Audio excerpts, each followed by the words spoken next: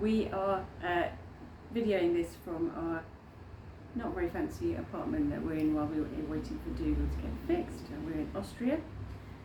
We're going to do this video on roads and driving in the countries, some of the countries that we've been to so far. So Hajong's probably doing more of it because he's done more of the driving. I've driven in every country, but Hajong has done more of it. So first up, Spain. Spain was a bit of an adjustment. The north was okay, wasn't too busy. It wasn't actually busy in most of the places. South was busy, but that was after Portugal. And the drivers seemed to be driving faster than the speed limit. In Spain. Yeah, and just come past you whenever they can, especially because we got a slow vehicle. Yeah, and there were bits, weren't there, in the south of Spain after Portugal where it was quite busy roads, like around the Costa del Sol, and narrow. It was quite narrow to get on, and it wasn't even peak season, but it was very short lanes to enter onto the highway. Yeah, and the speed limit on that was quite high, and they just you just had to change lanes constantly to not hit other cars basically coming onto the road. That was probably the most stressful bit. Yeah, and then Portugal was, a lot about Spain because we were in Spain the longest. Portugal was, we found it, they were quite aggressive to start with. We thought Portuguese driving, but then it seemed to calm down a bit when we went further south. Yeah, and trucks don't seem to stick to speed limit either. Same in Spain, they just 120 kilometers an hour seems to be normal. They just come racing up your backside and go past you, but we just took it easy and carried on. Yeah. And then Morocco, so we were only in Morocco for about 6 days.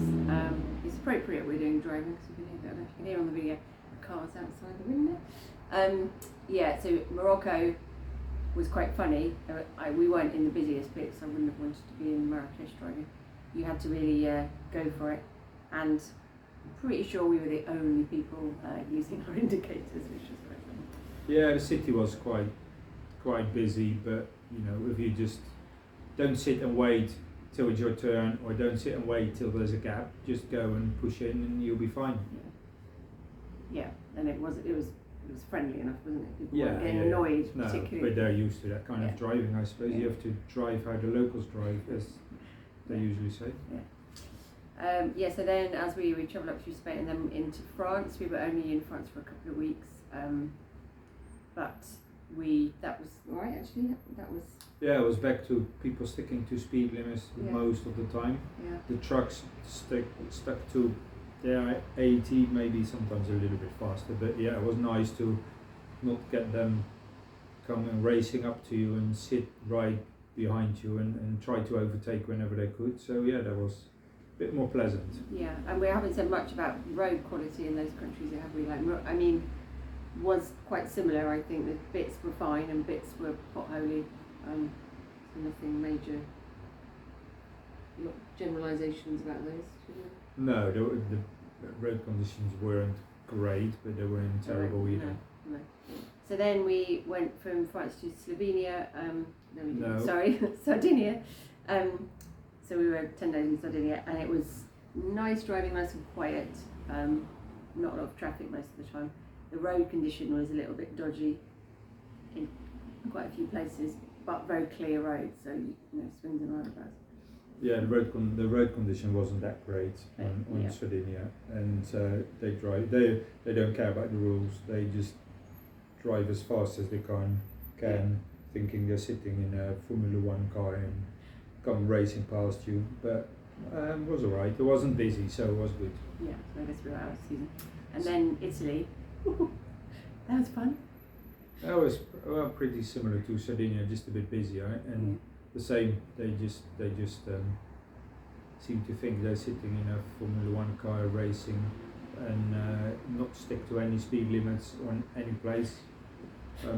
But there was a point. There was one road, I think, leading into Venice. I can't remember. Leading up to Venice, somewhere in the middle, somewhere I can't remember. It was like just 2 lanes, just 1 lane each way, and quite a lot of trucks. So there were loads of people just overtaking. So we just kept on cars coming towards us, and then they were just assuming someone was going to let them in.